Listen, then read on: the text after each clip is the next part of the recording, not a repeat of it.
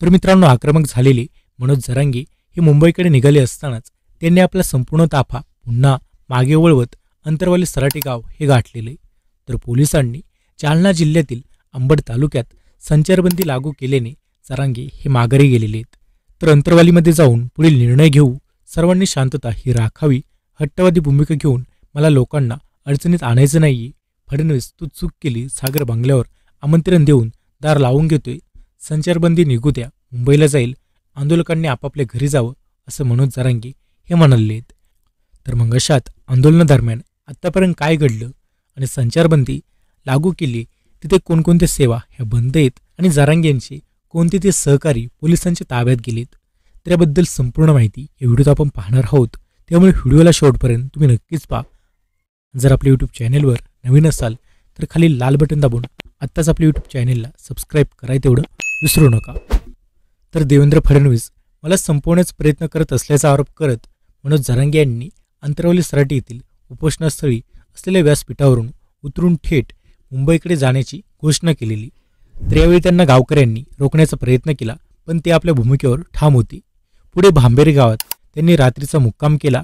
तर आज सकाळी त्यांनी आपली भूमिका बदलत पुन्हा अंतरवली सराटी ही गाठलेली. तर मग ते माघारी का फिरले याबद्दल बोललोत.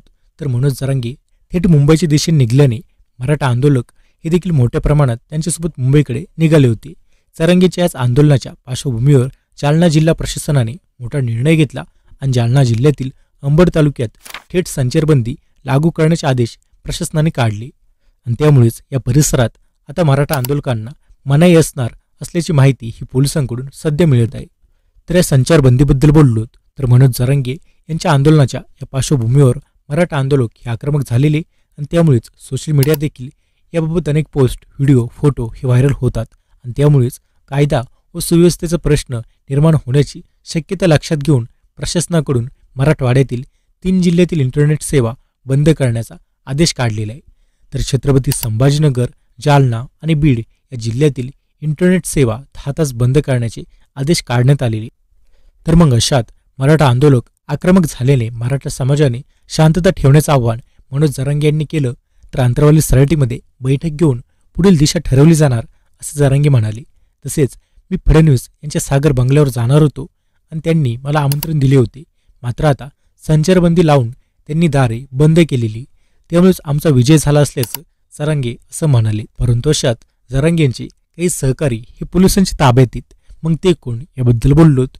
तर मराठा आरक्षणाच्या मागणीसाठी आक्रमक झालेल्या मनोज जरांगे यांच्या विरोधात पोलिसांनी कारवाईला सुरुवात केली असं पाहायला मिळते.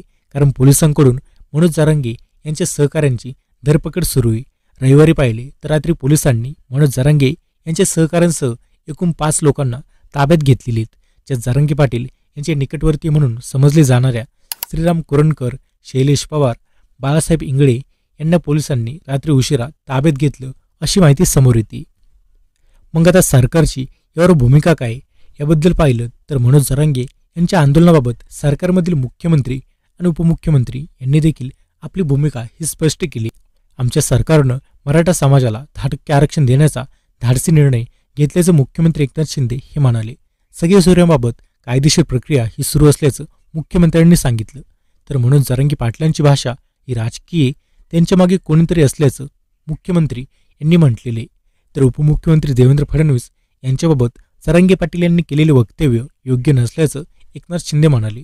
तर माझ्यावर केलेले आरोप बिनबुडाचे असल्याचं फडणवीस यांनी स्पष्ट केलं. तसेच अधिकाऱ्यांना आणि मंत्र्यांना शिवीगाळ करणे आपली संस्कृती नसल्याचं म्हणत अजित पवारांनी देखील मनोज जरांगे यांच्याबद्दल नाराजी ही व्यक्त केली. तर मग अशात सध्या काही आंदोलनादरम्यान या काही गोष्टी हे घडलेल्या पाहायला मिळतात. तर यावर तुमचं काय मत आहे ते कमेंट करून नक्कीच सांगा. आणि मित्रांनो, मनोज जरांगे पाटील यांनी देवेंद्र फडणवीस यांच्यावर काय काय आरोप केलेत याबद्दल डिटेल माहिती ही तुम्हाला पाहायची असेल तर आमचा हा व्हिडिओ तुम्ही पाहू शकता.